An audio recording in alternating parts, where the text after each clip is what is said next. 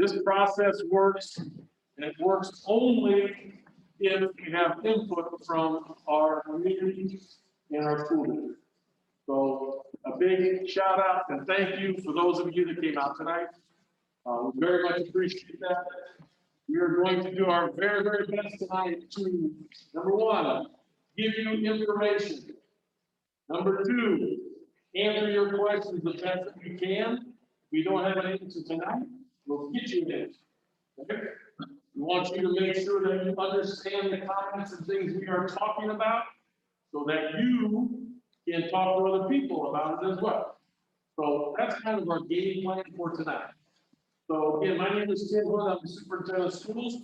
I have 3 board members here tonight. So if those 3 board members would stand up, okay, just so everybody knows, we have a quorum, right?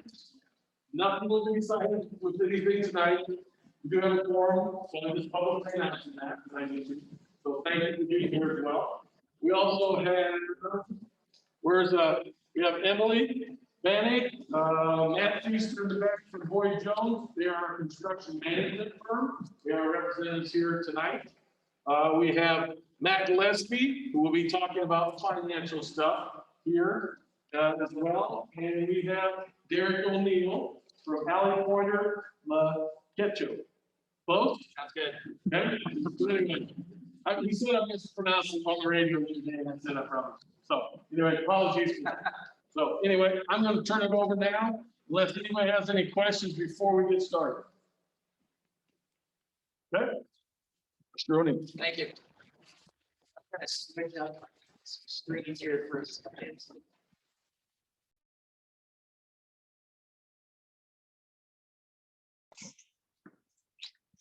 Can everybody hear me? Daniel, can you hear me out in the Zoom world? Yep. All right, sounds good. Thank you all for coming again. We've got some technology that we're working here with tonight with about almost 30 people on in Zoom, plus all of the great faces we see out here. So I'm excited for everybody here tonight to see what we've got to present and just talk to you a little bit about your school system, where you're at currently, and some ideas kind of as we move forward in the future. I do have a presentation I want to share with you. And I'm going to take just a second here to get that going.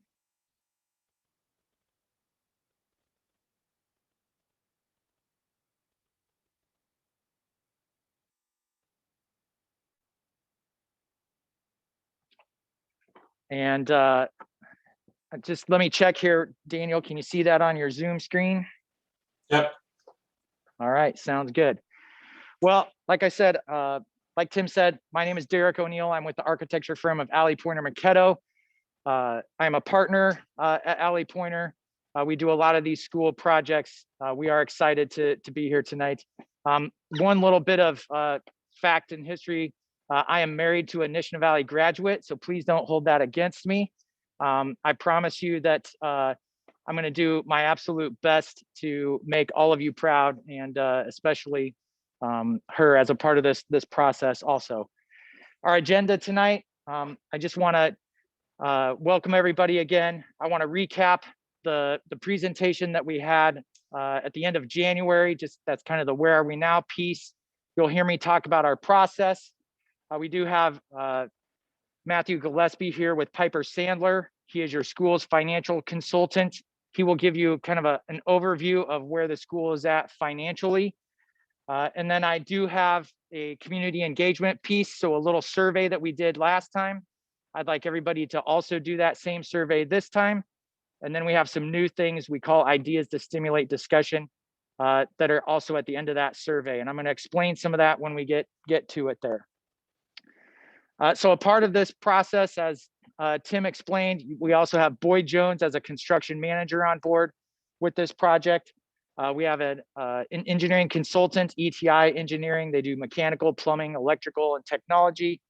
And then, of course, you guys as the community, facilities committee members, school board, all of that are a very important piece of this process. We're not here to tell you what to do. We're just here to give you facts and give you ideas so that you can make a decision to move forward with what's best for you as a community and as a school district.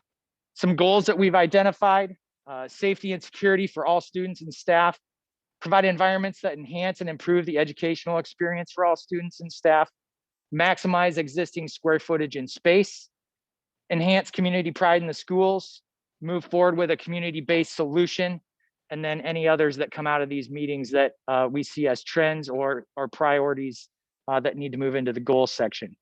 Our process is threefold. Where are we now? Where do we want to be? And how do we get there? We are in the where are we now phase. I'm going to present to you kind of an analysis that we've done of your existing facilities. And then the next step is the where do we want to go piece. So we've assessed current deficiencies and need.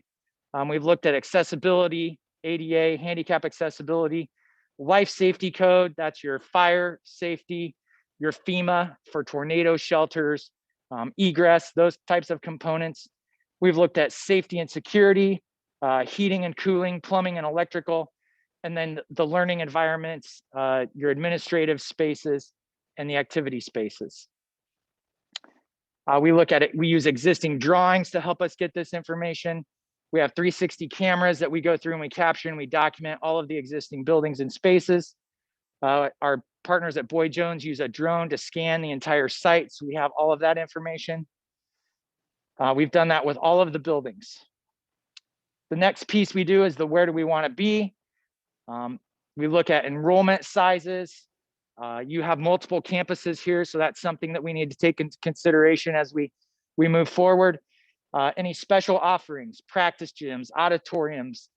Do you need a larger CTE or industrial arts space? What are your technology needs? How do you feel about the classroom spaces? We evaluate any operational efficiencies from staffing, transportation, utilities, and maintenance.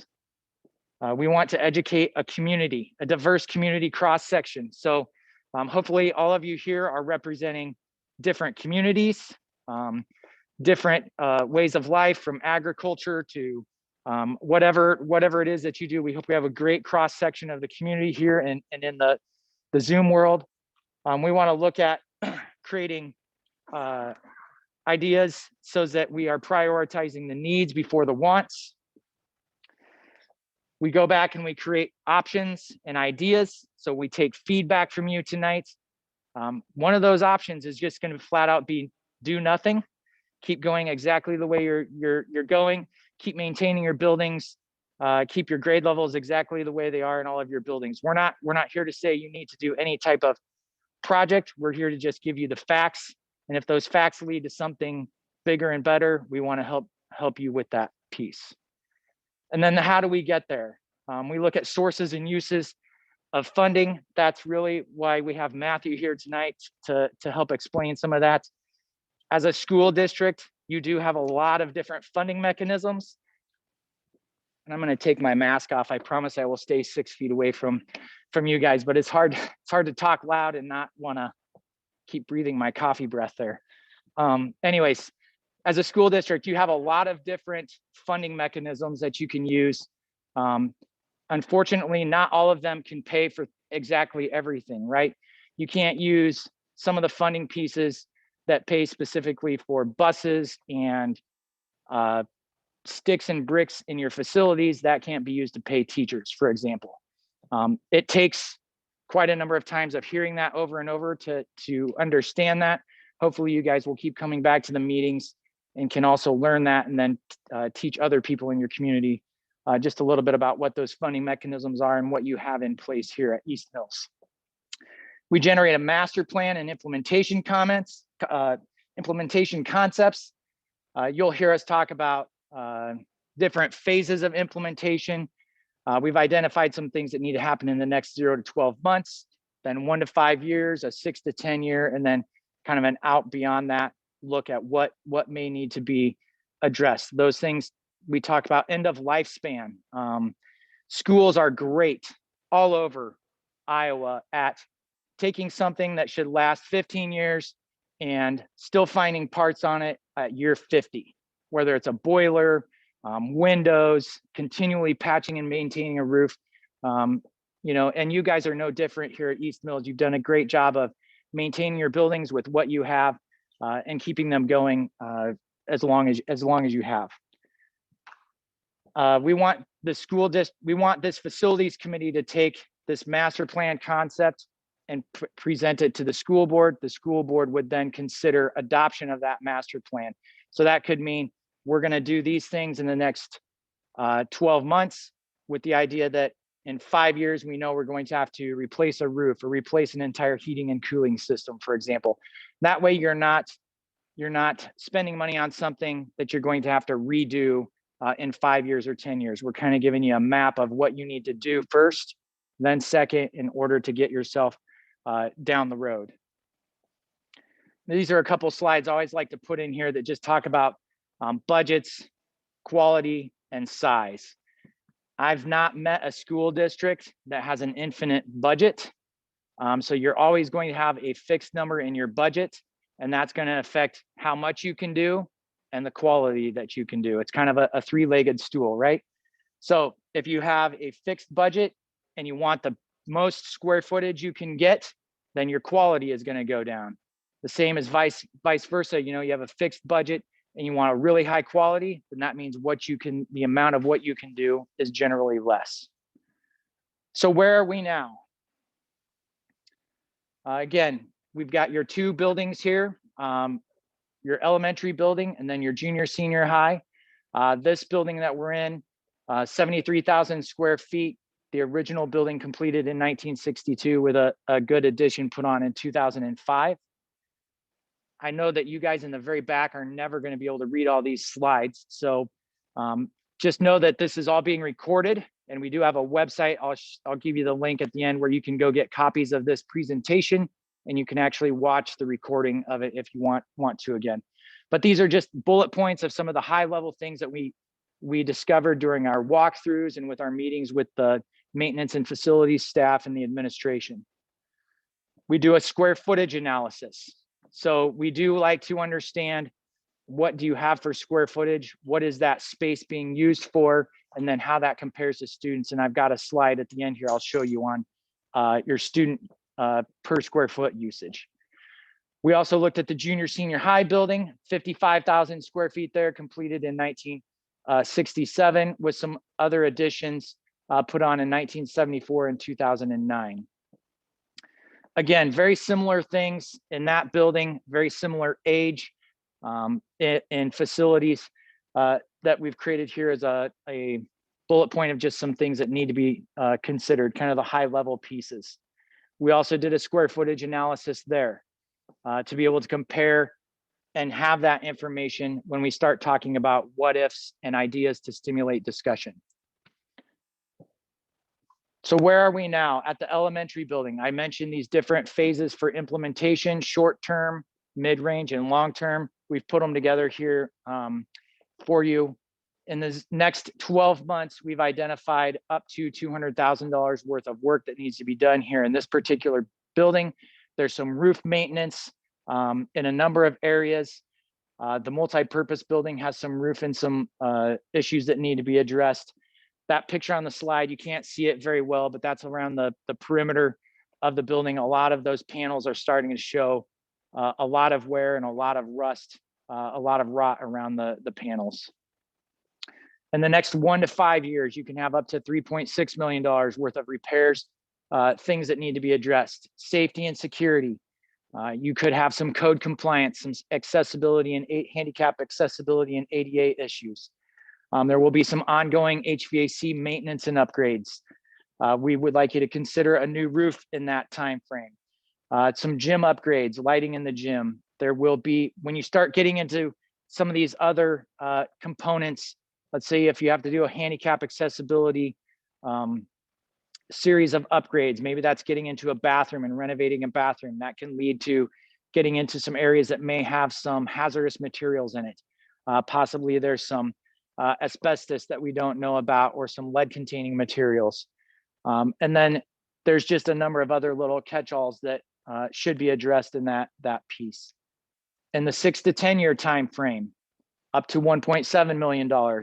Some classroom upgrades with worn out finishes, particularly in the south classroom piece or the original building piece. Technology upgrades. technology changes drastically every year. No school that was built in the era that these schools were built in is set up for technology for today's one-to-one laptops, one-to-one learning. And in particular, as we've seen, there may be some challenges as we move forward in a COVID or post-COVID world. We've identified just a couple of spaces in this building that aren't being utilized to their original intent, and if they are going to continue to be used for storage or overflow locker room space, perhaps there's a better way to utilize those particular spaces. In the 10+ year time frame, up to $6 million.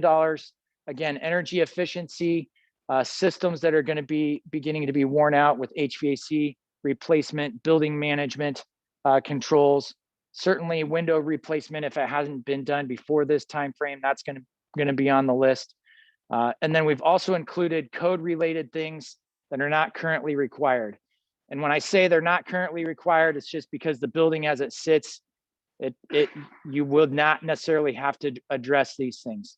Once you start getting into larger projects, significant rehabs and renovations, state fire marshal is going to come in and say, well, if you're going to get into above the ceilings and do a complete lighting and heating and cooling piece, you need to bring your building up to life safety also, and that would include adding fire sprinklers and doing new fire alarms. So those are the kind of things that are in that. That can also kick in a requirement for a tornado shelter. Why these buildings were never built with tornado shelters in mind, I'm not sure, but they do have requirements at the state level now for tornado shelters in all of your school buildings. We've also done the same thing at the junior senior high building in Malvern. So over the next 12 months, up to $600,000 worth of work. There's some roof maintenance that needs to be done. Ventilation in your automotive shop. There's some HVAC concerns in the gym over there, as well as there's some bleacher issues that need to be addressed. In the next 1 to 5 years, up to 2.1 million. Again, security falls in that time frame exactly like it did in this building. The biggest security risk you have in this building, in both buildings, is you can gain access as a visitor to the building without having to go through the office. Anymore, every school that we work on, we try to get it so that a visitor can get in through a first set of doors. They have to go directly into an office before they can ever get access to the rest of the building. That has also become a safety and security issue when you have parent-student issues, right? So possibly there's a meeting that needs to occur in the office with a principal or a superintendent and a parent and a student. You need to be able to control that environment with the parent access to the student also. Code compliance, and again, in that 1 to 5 year time frame, handicap accessibility. You have a multi-story building there. There's no elevator, lockers, bathrooms, football fields, updated HVAC, continuing to update your HVAC system, and some building management controls. In the 6 to 10 year time frame, up to $3 million worth of potential work. Again, lighting, energy efficiency in your lighting, classroom finishes that will be worn out. We think at that point, it might be a good idea to review the wrestling and the weight room functions. You certainly could use some additional storage with those components, gym lighting and technology upgrades. In the 10+ years, that's a big number, up to 9.5 million. Again, energy efficiency in lighting, new finishes, ceilings, the code related pieces that are not currently required. So if you do start getting into those larger renovations or larger improvements with heating and cooling, lighting upgrades and stuff above the ceiling, we're talking fire sprinklers, tornado shelters, window replacement, those types of things. We've identified a bunch of additional concerns that didn't necessarily make the first list. These are kind of on down. A question that we've gotten before on those costs, are those cumulative or are those individual, right? So they are based on that particular list. So you would add them all together if you wanted to take under consideration all that we are telling you here tonight as potential things to look out in the future on as far as your school and potential upgrades and things. You can kick the can down the road as far as you want on any number of these things, as long as, you know, a fire alarm system that's outdated, you know, your maintenance guy might be really good at eBay and be able to go out there and buy parts off of, for the fire alarm system on eBay for the next 5 to 10 years and continually keep that piece going. You know, there are certain things that you can do that way, but once you get into other renovations and components like that, it starts to kind of pile on to, you need to take care of these pieces while you have the ceilings open, for example. In any case, those prices are based on individual projects. If you did something larger scale and bundled a bunch of them together, you could start to expect better pricing. I don't want to scare anybody with pricing. That's not my point here tonight, but it never gets cheaper. Next year is not going to be cheaper than this year. We've seen pricing on certain building materials more than double for what it was a year ago at this time, based on what we've gone through with COVID and supply and demand there. We've seen, you know, when we do cost projections, we do typical 5% cost escalation per year. When we've run this data before for other school districts, we saw a couple of 20% cost correction years in there. So it didn't just jump 5% from year 1 to year 2, it jumped 20%. Those are all things to keep in mind as you move forward with these projects and trying to decide when is the best time to implement anything, any of these pieces, should that be what you want to do. So we go through this process, we identify the pieces, we put costs together with the construction manager. We've put everything together on a score sheet. So this helps you understand then where your facility is at, lifespan of systems, and every component that we look at and a score that it gets on a 1 through 10 scale. So the elementary building here scores at a 5.1 out of 10. Based on a site analysis, exterior, interior, and mechanical, electrical, plumbing, and technology. So again, as I mentioned, that falls on a 5.1. Based on the age of building and all the other schools we work with around Southwest Iowa and Nebraska, I'd say you're very standard compared to everybody else. You have nothing to worry about that you are at a 5 instead of a 6 or a 7.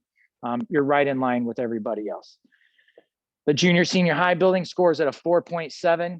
Again, it's right in that adequate to fair range, with aging mechanical systems, aging roofs, aging finishes, things that are out of code compliance. You know, again, based on the age of the building, we don't see anything that's causing us to jump up and down and cause alarm or cause concern. I told you we also look at kind of a overall square footage analysis. So we like to do things from the top down and the bottom up. We can look at what are the issues with the sticks and bricks of the facilities. And then from the bottom up, where are we at with enrollment, use of square footage, any type of concerns related to just the program piece of the building. And that was those other spreadsheet Excel charts that I had on there. In the East Mills Elementary building here, we have about a 219 student population in a building that has a capacity for 367 students. At the junior high building in Malvern, the junior senior high building, you have a building that can handle 277 students with a student population of 206. And these are based on certified enrollments we got from 2019 when we did our initial walkthrough. They haven't changed a whole lot from where you are today. Those are based on a high level look too. We use a set number of 200 square feet per student when we are looking at programs for buildings in school districts of your size. For example, if we were going to build a brand new K-12 building for a district with 500 students, we'd use 200 square feet per student. You'd need 100,000 square feet of space when you start planning that particular facility. I'm going to let Matthew Gillespie here with Piper Sandler, talk about some of your funding mechanisms. And I'm going to switch over the mic real quick.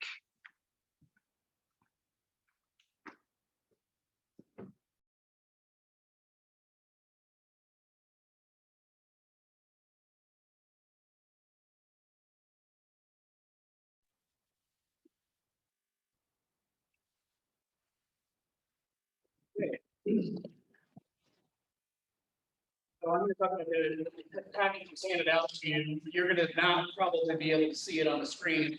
That's really intended more for the people that are on Zoom. They will be able to see these screens. This particular worksheet that's up there right now is not in the packet. We're going to go to the one that you see on the front of your packet here in just a moment.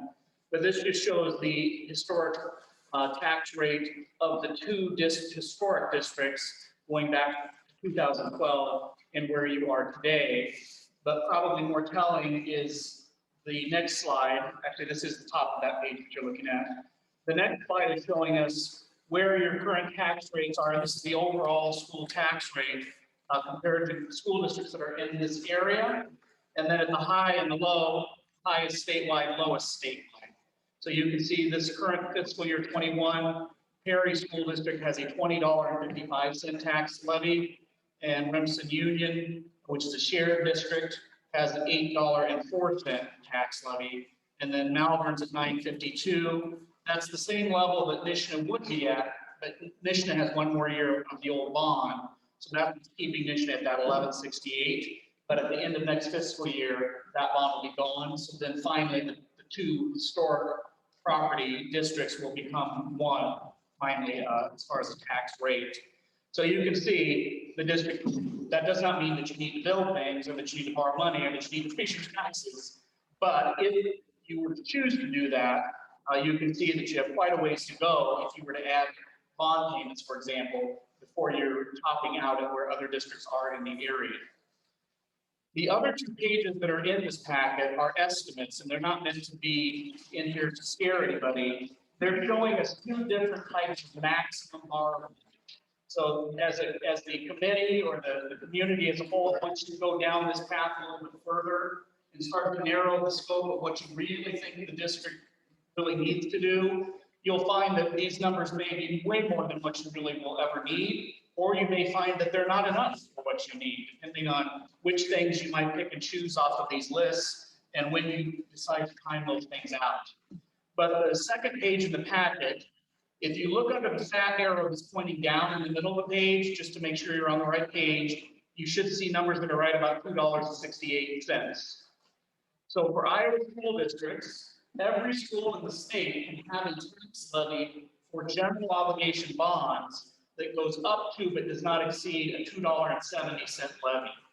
And to do that, the district has to have an election, and that election requires 60% approval of the folks that vote on that particular day. There were 6 of those elections yesterday, 5 of those passed around the state, 1 failed. So $2.70 is the maximum for only 1 ballot question with 60% approval. So what you see on the left side of the page, the big bulk of the box, that's just showing an estimated 20-year new general obligation bond. And I'm making some assumptions about your property value. Certainly you wouldn't be issuing these bonds until at least a year from now, maybe never, maybe 2 or 3 years from now, depending on what you decide to do. So we certainly don't know what your property value will be at the time you borrow. But that's one of the key components, is what's the tax valuation of all of the property in the district. If you look up right up to the top, right above that fat arrow, you can see that currently in the upcoming fiscal year, that'll be fiscal year 22, that is using the January of 2020 property values. We're always a year behind. And the total taxable valuation of the district currently, or as of this coming July 1, would be $346.5 million. So for the purposes of just creating an estimate here for tonight, I assume that your taxable valuation might grow at 2%. It may decline, it may grow at 4 or 5%. We don't know. We don't have that crystal ball. But 2% is a pretty reasonable estimate in most parts of the state. Historically, it grows generally closer to 3% in most places. Some places in the metro area, of course, it's growing at 6 and 8 and 10% because there's lots of construction going on. But if that grows at 2%, then that tax evaluation would grow to the 353 million, and then that's what's based, or that's what's used for that $2.70 tax calculation. This also makes an assumption about interest rates. So in the third from the left column of that big table, you see an average flat interest rate of 2.75%. So that's a guess. I wish I could predict what will really happen a year or 2 or 3 years from now. But if I could do that, I'm pretty sure I would be here today talking to you guys. So 2.75% though is high compared to today. If you could issue these bonds today, you could issue these bonds at probably just under 2% as an average. And it wouldn't be a flat rate like what you see there. This is just simplified to show that average. So I'm trying to be somewhat conservative to assume that interest rates might rise, but they could certainly rise 3% or 4% or 5%. No one thinks that's going to happen in the short term. But again, we don't know when you're going to do these projects, if ever. So if it's several years from now before you need to borrow, certainly interest rates could be higher. Usually, rising interest rates is somewhat offset by rising property values, so that it sort of equals out. But if one of them is way more aggressive in their growth than the other, then it could mean that you can borrow less than what we're projecting tonight. But in the bottom left corner of that page, you see that if you were to have a $2.70 bond issue that's repaid over 20 years under these assumptions, the district might be able to fund somewhere between $14 and $15 million. Now, again, that doesn't mean that's what you're really going to do. You might choose some of those things that you really believe the district needs, and you might come up with $4 million or $7 million or $9 million or whatever the number might be. So you can clearly have a $4 or $7 or $9 million bond issuance with only one ballot question that has that 60% approval. And of course, if you borrow less money than what this maximum shows, the tax levy is going to be lower as well. So keep that in mind. This is just showing you the maximum amount as of today. And then the right side of the page, again, that's just an example. That doesn't mean that this is what's really going to happen, but the district could possibly use other funds. Generally speaking, it would be sales tax or PEPL to what we call abate or buy down the tax levy. So that's something that a school board could choose to do in any 1 year, never, multiple years, every other year. They can use that as a tool to try to keep your tax levy rate a little bit more consistent from 1 year to the next. So this example is just showing what if instead of a $2.70 tax rate, the school board chose to levy in real property taxes only about $1.35, and they made up the balance with those other funds. But just because it's shown on this work does not mean that the board is committed to doing that. This is just an example so that you all understand some of the possibilities that could happen to help alleviate some of the property taxes. If, for example, you choose or you feel like some of these bigger projects are really needed and you really want to do them, but maybe the price tag of the tax impact is too high for many people to stomach, it's possible that the school board could choose to use other funds if they have those funds to buy down that levy. And then the page beyond that, the last page in this packet, it looks very similar, but now under that fat arrow, you see that the tax levy rate has increased to right under $4.05. So again, if a school district in Iowa has a bond amount that requires a higher than $2.70 tax rate over this 20-year period, they can still fund those things, but then there has to be two questions on it. The first question is always going to be the same no matter what kind of bond issue you have. That first question is going to ask you for permission for the amount, 2 million, 10 million, 12 million, whatever it is. And it's going to give a fairly generic description of what's being done.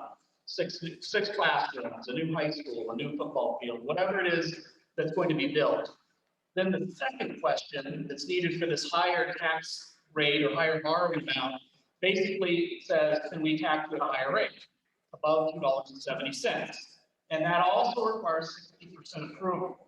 So when you start to look through these project estimates and you package something together that you feel the community really needs and the district needs, keep in mind that once you go over that roughly $14 to $15 million amount, if you do, it starts to get into this two ballot question mode, which becomes very difficult, even more difficult than just regular bond issuance. Now, with that said, there are about 105 schools in the state out of roughly 330 that have that second authority, that have voted that second question and gotten people to approve it. Once it's approved, the district has that authority forever, but that doesn't mean they can come back and issue bonds at any time. They still have to come back and vote if they want to borrow money, 10 or years, whatever the case may be. Just yesterday, one of the school districts that voted successfully also voted that question: can we tax it at that $4.05 rate? The only school that failed also asked that question, but in their case, both of the questions failed: the dollar amount and the tax levy. The other 5 districts all had successful bond elections, meaning they had votes that exceeded 60% approval. So the same assumptions are being made on this page, but now because the tax levy is higher, you can see down in the bottom left-hand corner, of course, you can fund a lot more projects. In this case, $21 to $22 million. And then the same assumption is being made in that right section. If the board were to choose to levy only $1.35, and that $1.35 isn't completely random. That's about, I believe, what the bond levy is for those of you that are paying the tax. Is that right, Darla? I can't remember exactly where the $1.35 came from, but that, anyway, it's not totally random, but it could be some other number. Maybe the school board wants to buy the levy rate down to $3.50, not $4.05. There are school districts that have bought the levy rate down to 0, but I certainly can't commit your board to doing that, because that takes obviously an enormous amount of money, and that money is going to come from sales tax and or couple, and those funds are needed just to keep up your school bus fleet and technology and to replace and repair the routine things that your district needs. So the board has to be very cautious if they were to choose to abate or buy down levies, because those monies that they use to buy that levy rate down are monies that are then taken away from the capacity to fund those other ongoing annual routine needs. So any questions about what you see on those pages there, or the bonding process itself, the tax levy rates? Eventually, when you narrow down a project to some real project that has an actual amount associated with it, etc., we would obviously make worksheets that look like this that are tailored to that specific project. And then we also can start talking more narrowly about how much would that cost somebody that owns a home or a business or a farm. But at this stage, it's a little bit premature to talk about that, because we don't know if they're interested in doing anything, or what you're going to do is have a dollar tax levy rate or a $4 tax rate. So there's too many variables right now to go quite that deep. But otherwise, any questions about that? Okay.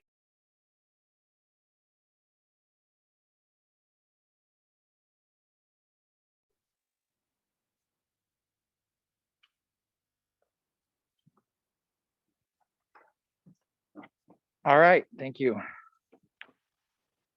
So again, I just want to emphasize, we are not here to tell you to do any type of project. We are here to get your feedback, to get your input, because this needs to be a community-led process.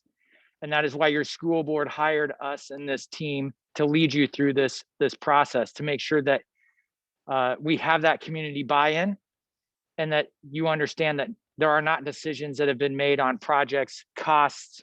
Are you doing a bond issue or are you not doing a bond issue? We just have the people here and the professionals here to make sure that you have the information, because you will start to have questions as we move forward through this process. I do want you to do a survey tonight. So before everybody leaves, if you have a smartphone, we do have a survey that we would like you to fill out online, and the same would go for everybody who's in the listening on Zoom at the moment. That takes you through a number of questions regarding aspirations and goals that will help us formulate our plan moving forward, to see where the concerns are. What are some additional goals that maybe need to be added to this list? In addition, we've created these ideas to stimulate discussion. And again, that's also in the survey piece that I would like everybody to do with a smartphone or a tablet or something like that. So I'm going to run through what those ideas are. And again, these are just things that we see as a very high level first kind of blush at if you were going to spend 9 million in the next 10 years on bringing an existing building up to date, what else could we do with that 9 million? As Matt said, you have up to maybe $15 million of a potential project. If you were going to do that and you had that $15 million, what type of things would you look at beyond just fixing a heating and cooling system, fixing a roof, if you wanted to do that, right? So that's why we call these ideas to stimulate discussion. May come back that nobody likes any of these ideas and we have to come back with something different. But for example, so when you're on that survey, you're going to see the different options and we're going to ask you to rank them. And then we're going to also ask you to throw one of them away. So I've got options A through F here. I'm going to explain to you what those are. And then when you do this survey at the end, I'm going to ask you to rank your top 2 or 3. And then I want you to throw one away. So option A, we're calling it remain in and maintain. Basically, students remain in the existing facilities as is, and we just keep doing the maintenance that's needed and prioritized every single year. There's no other planning effort. It's just, you know what, Derek and school board, we just like it the way it is. We like our $9 levy rate. We just want to keep going as is. All right. So option A, just stay as it is. Option B, renovate and update all schools. Students remain in the existing facilities with the existing configurations. So this is taking that list of items that we mentioned there that you need to do over the next 10 years and some of those associated costs, but we're just going to keep going and existing exactly the way we are. No other changes, no other improvements to possibly affect anything else to make things any more efficient or maximize anything else other than the stuff we went through there before. Option C, flip the junior senior high building to the elementary building here. And then the elementary building goes to the Malvern building. There would be renovations at both sites. We need to add some gym space, weight room, and CTE to this existing elementary building for it to become junior senior high building. There would be updated athletic fields, and we would discuss adding a daycare component in Malvern because that would be a pre-K 6 facility. Does everybody get that? Option C, you're basically flipping what you have as far as grades at what buildings and doing those renovations that are needed on that list. If you recall those square footage analysis that I did previously with student population and the square footages in the buildings, that is one of the things that drove this as an idea to throw out there for everybody to think about. Option D, this building gets an addition and renovation and it becomes a pre-K through 12 building. All right, so everything for the entire district comes to this building with renovations and an addition. Again, that would be some classroom additions, the gym, the weight room, the CTE, and the updated athletic fields.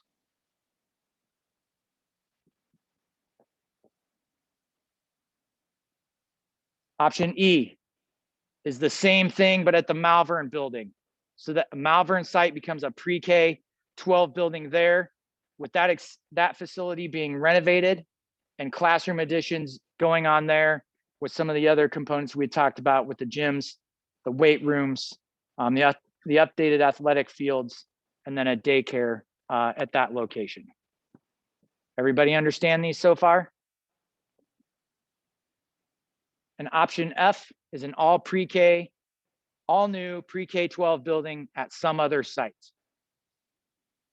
Brand new facility, some other site.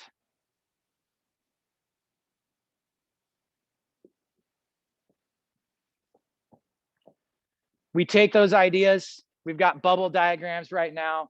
They start to affect the program when we get the information back from this survey, and then we start to generate more conceptual plans on, okay, Derek, we think maybe we're okay talking about flipping buildings, right? We're okay talking about maybe this being the high school and the elementary being at the Malvern building, but we want to see what that looks like a little bit more to be able to continue this process and these ideas. And then that helps the construction manager attach some other real costs to it that then are related to what the financial consultant has told you is the ability for the school district to even think about something like that. All right, so ideas to stimulate discussion, those become real program and conceptual plans when we ask you to go through and do this survey here tonight. So if you do have a smartphone, I would like everybody to do it before you leave. I've got a couple more slides at the end here that talk about schedule and future meetings. So if you can go to menti.com, and that's the same for everybody who's on Zoom. And you enter the code that's on the screen, and I'll read it out loud for you guys a couple of times because I'm sure you can't see that screen. But the code is 7573069.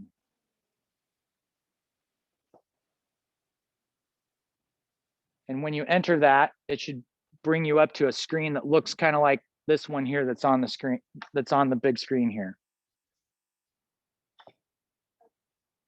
The code is 7573069. So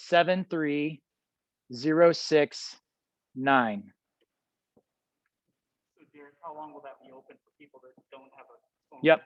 So for the people who don't have a smartphone or something here tonight, this code is good for another two weeks.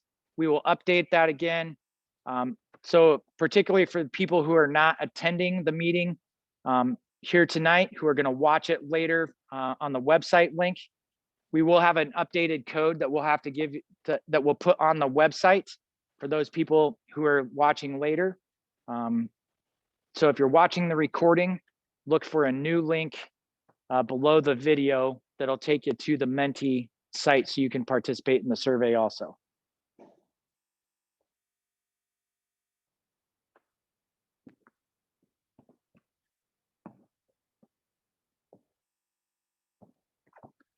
So again, there's questions on there on your aspirations, your goals, kind of ranking those in order. And then at the end of that, it will take you to some questions based on those ideas to stimulate discussion that I just presented to you. And so that's menti.com, menti.com. And the code is 7573069.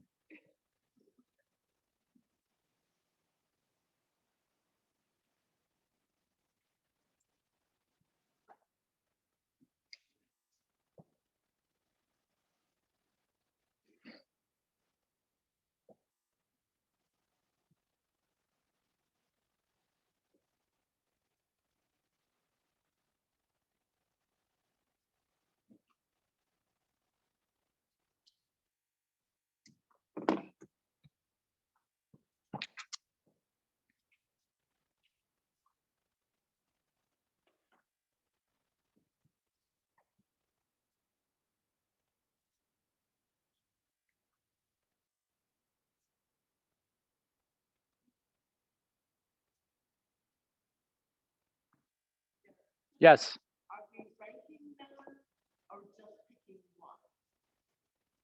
On the options, I believe the question asks you to, the first question is, what's your first choice? Then the next question is, what's your second choice? You can pick more than one.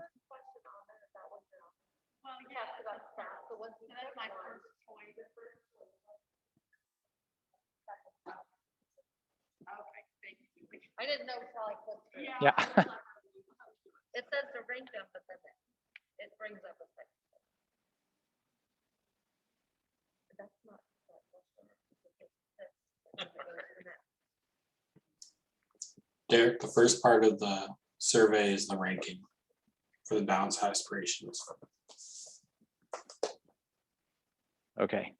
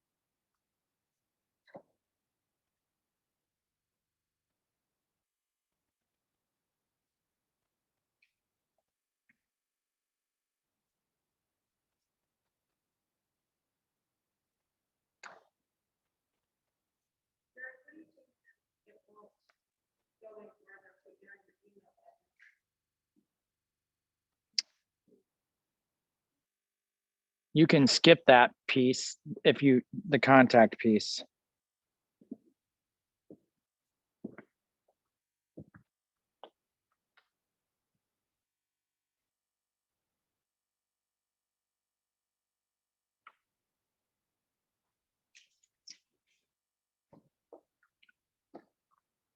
And for those of you that just have one smartphone here or tablet or computer, you can, one of you as a couple can do the survey and then you can go do it again as the other person.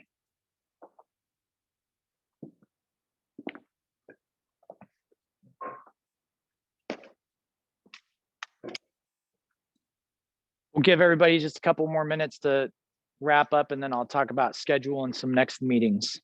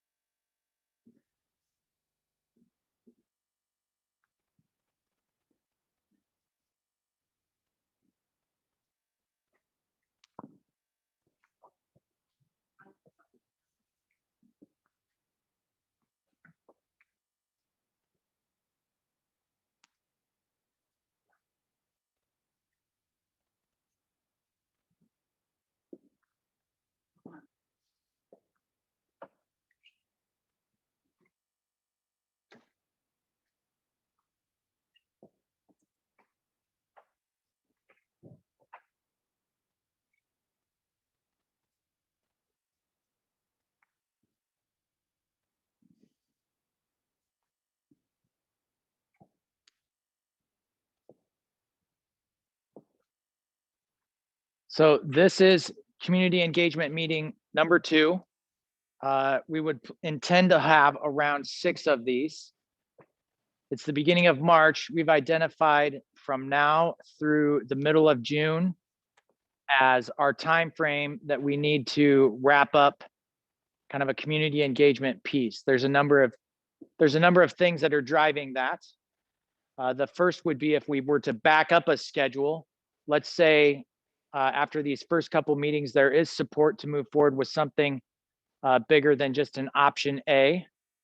And the school board needs to know what that means from a schedule that they need to meet to get to a bond election timeline. I think Matt mentioned that there's only a couple of dates every year that you can do an election. You can't just say, we want to do this and then set an election date.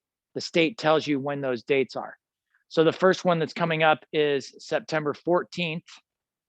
And if we were to back up all of the notices, the school board action, signatures that need to be gathered, all of that stuff, we need to wrap this up by the end of June. That also, you don't really want to carry a process like this through the summer months when people are on vacations, when school is out. Everybody's mind just kind of goes off of that piece of the school when school is not in session over the summer months. So that would help us wrap that up if the school board and the facilities hear from the community that there is support to do something other than basically that option A there. If we don't hit that deadline, the next one this year, there is one in November on the 2nd that we could try to propose for a bond election timeframe. Again, for everybody that's listening here, we're not saying that's what's been decided, but it is important to know what that schedule is, because just even, let's say we get to a point and the community decides, yes, we want to do that, we would support that under this option, and it passes, there's still a tremendous amount of work to do before you would ever even see work being done in the school after something like that were to pass.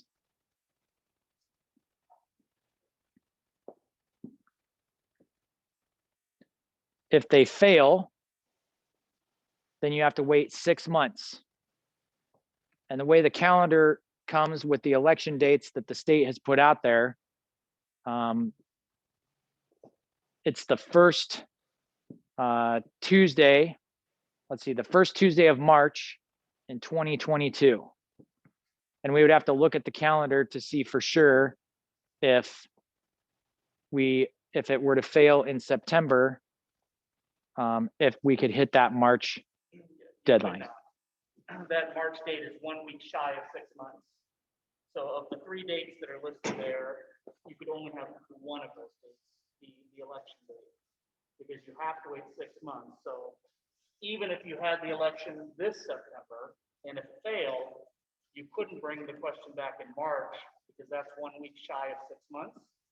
So that means the question, if you wanted to bring it back, it couldn't be brought back until the following September, an entire year later, not just 6 months. So at that time, then you've skipped over, obviously, a whole summer construction season. Interest rates could rise. So definitely you need to think about the timing if you decide you want to have a bond election. So for those of you listening in the Zoom, what Matt was saying there is that March deadline does fall a week short of the 6 month waiting period. And so if there was an election attempted in September, your next date after that would be a year after that. So the following September timeframe would be your next available time to hold an election. And there actually is a bill in the legislature. Some of you may like this, some of you may not, to limit the election dates to 1 day every 2 years, only on school board election dates. So if that's something, whether this district has a bond election or not, if that's something that you don't think is prudent, if you think each community should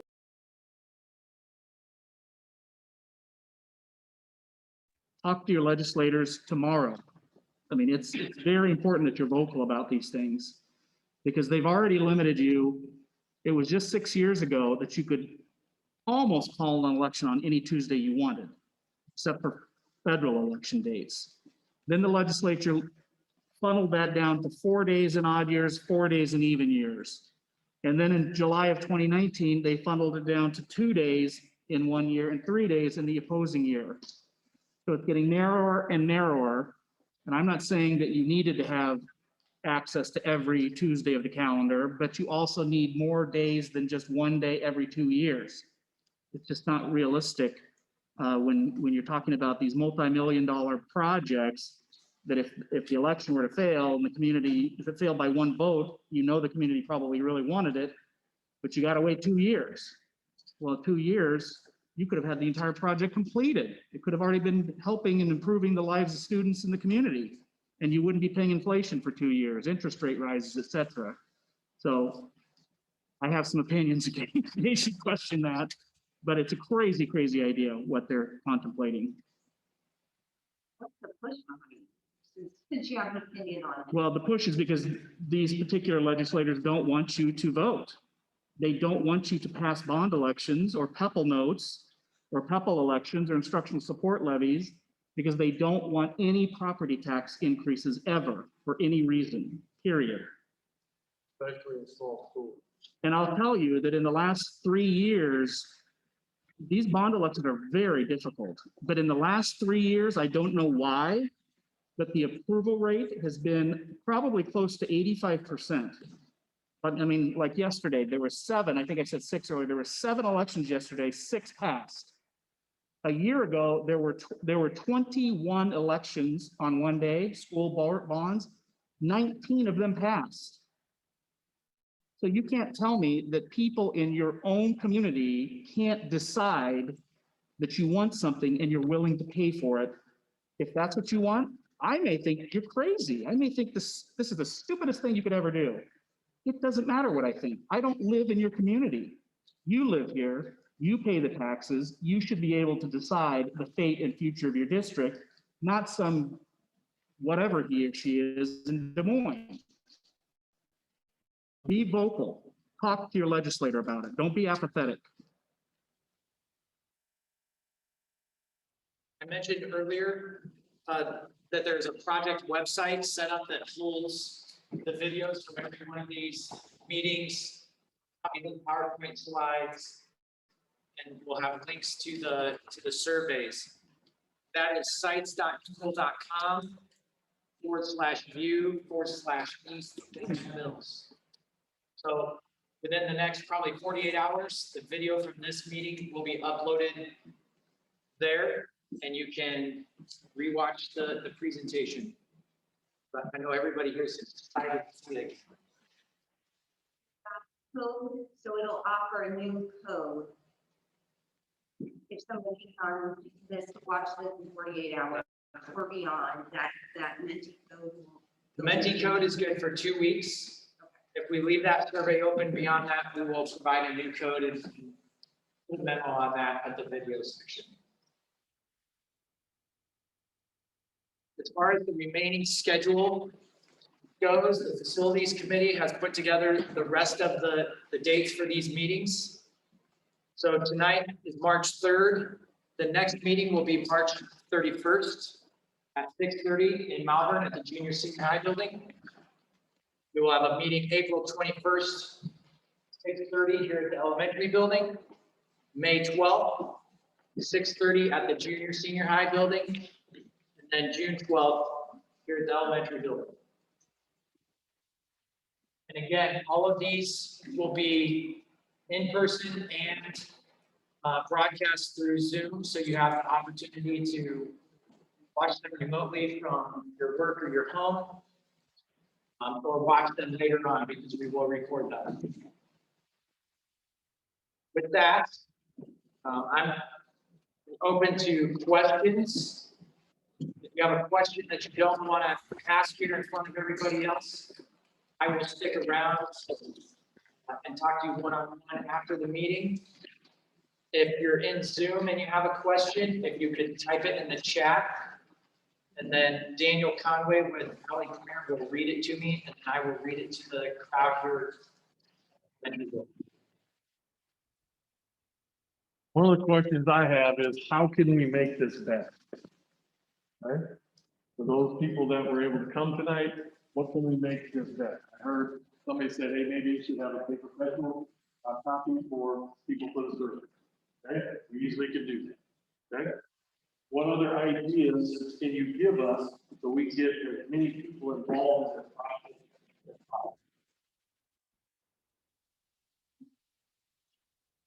Yeah, You don't have to put it on the radio, on like your local channels like radio, and, you know, our local channels. I would call it, KPSI, is it?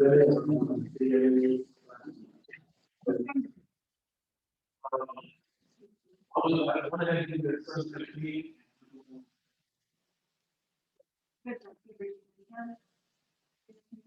The KCSI one replayed, I heard it at 4:30 today. The other number of them.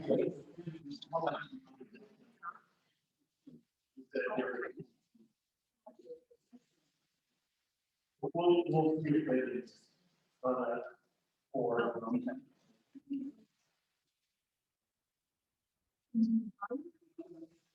Can you stand up longer at all? We sent out, through our, when we basically announced it up in the school, and as well, we're hiring the community, we put up a, message in place to let us know, like that, so we can get what they should say that.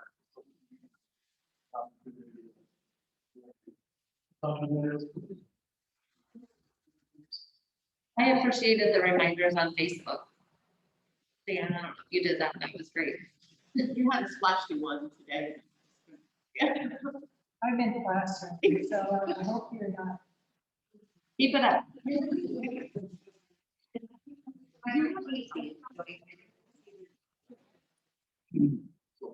As these meetings go on, I'm going to assume as they start funneling down to, say, 3 options, 4 options, it's going to get more inclusive as far as what we are truly wanting to do. I mean, because this is pretty basic, or pretty vague. This is, I want trying to. Okay, because I think that when it starts getting down to 3 or 4 options, it's not, people aren't probably gonna be as interested in this as when they start to vote on actual options. So not to use another district, and please, just let me kind of walk through. So when we started the process in the city, okay, we started with 4 or 5 options. It funneled down to the one final option that we voted. That took a process. But as you said, people are saying, okay, if we're doing this process, you gotta give it time. So they then said, okay, so we ended up moving our CTE building to the junior city high.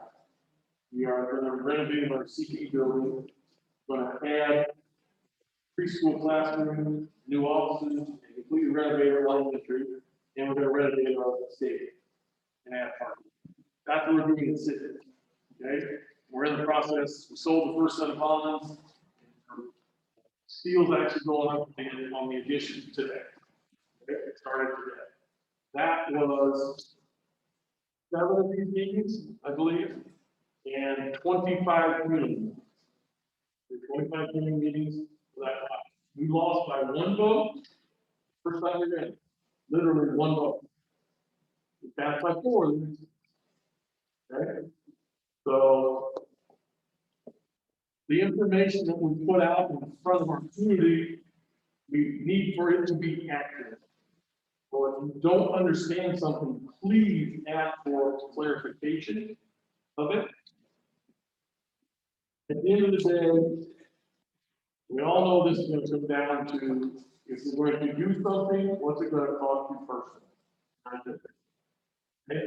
The reason that information is not out here yet is we don't know what we want. Okay? We don't know anything. We may just say, we're going to renovate the buildings, make it the best we can, if that's what we do, that's what we do. We come up with a dollar figure that that's going to cost, and we'll see if we can do that. It may be something that we chose tonight that we end up. It might not be something that's on here. We need your input, folks. We need it as often as you can. If there's questions that you worried about, concerned about, you have to ask them. We can't help you answer. We may not have an answer yet either. Listen, are you saying the next meeting we have will not be the same as this meeting? Right. Each meeting is the evolution. Okay, that's what I'm. So the information that you fill out on your survey will compile that information that try on this thing. All right, They need you to come back. Is it something that maybe if a version of this, the online survey that we did could be put in like a paper form or like a, that could be posted? yes, Or that, so I'm just saying if people aren't here and the technology we intimidates got a them. paper copy at the last meeting and there was maybe only one that got filled out, so we elected not to bring them this time. We'll bring a paper copy. I'm just thinking if people aren't here, if they want to fill that out in the next couple of days and leave them at the school or something like that, so their input is still. I don't know if anything will. The Those are the people that will complain. online thing is still active, so if you see those people or they, you know, they ask what you did tonight and you say, oh, I went to a school meeting and, you know, they say, I forgot about it, I really wanted to go, you can direct them to the website, see the presentation and the survey. I know as a design professional, there are things that look good on paper. That I also know as a person who did a school project in my own hometown community, that there's a whole lot of emotion that goes into every one of these decisions. And so that's why I need to start at a high level here with some of the questions that we're asking, to just really see how what looks good on paper matches up with the emotional piece and what would be supported in your tool. The question over here. I would suggest that you don't use initial. It doesn't mean anything to the people that are not active in this, in the actual school, like STEAM or PT or whatever. What does that mean? But if you're gonna have people needing to vote, that need to understand what it is they're voting for. That is my fault. I normally do explain that when we're in this process, so. CTE is career technical education. Well-being, industrial arts, Woodworking. yeah, STEM is science, technology, engineering, and math. We oftentimes will add an A in there and make it STEAM, because we add the arts in there. When you start talking about 3D modeling and things like that, that cross over with graphic arts and also your engineering piece.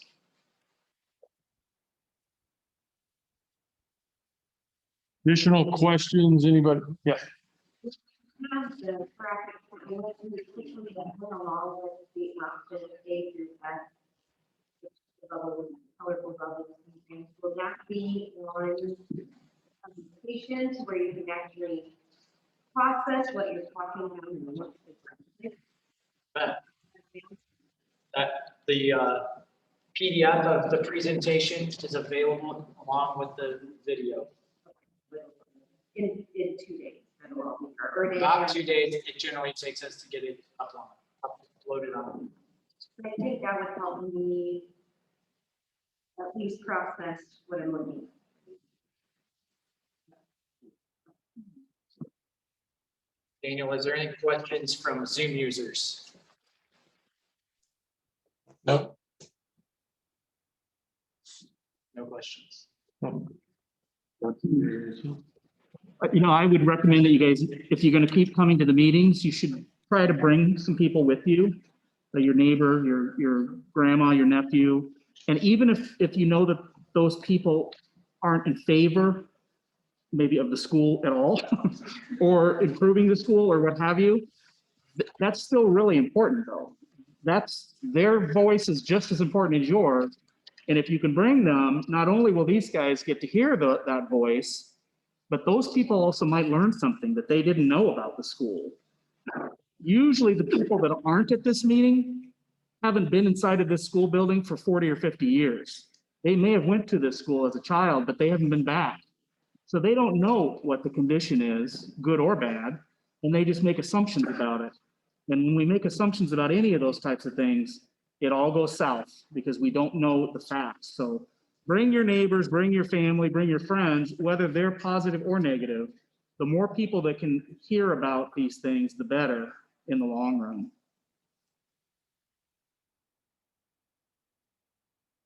Yes, ma'am.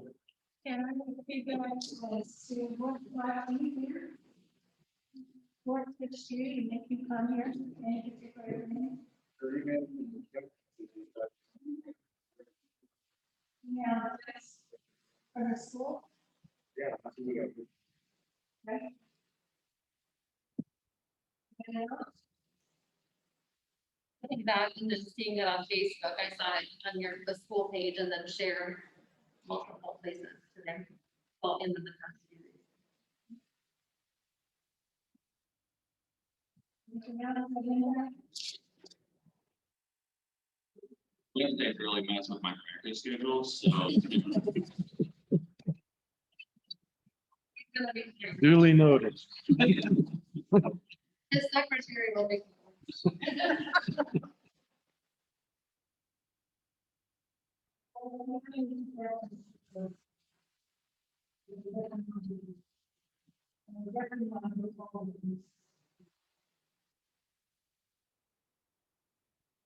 Thank you for coming. Very much appreciate it. If you have a question you didn't feel comfortable asking, we'll stick around for a bit. Please come up and ask it. We'll do our very best to get you an answer if we don't have it tonight. Thank you.